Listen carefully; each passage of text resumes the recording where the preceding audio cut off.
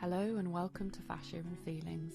Each week you're going to learn about how to open your fascia in different areas, supporting you to express the feelings that are stuck there and creating an open and free body.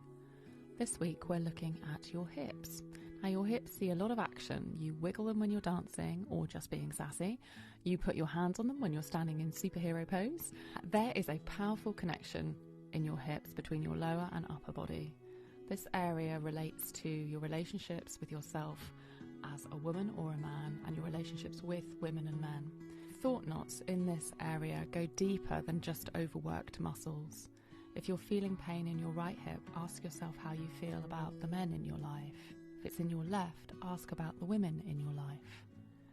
Explore these thoughts as you get to the bottom of your feelings around the women or men in your life. Your hips will open and feel more free, perfect for even more dancing.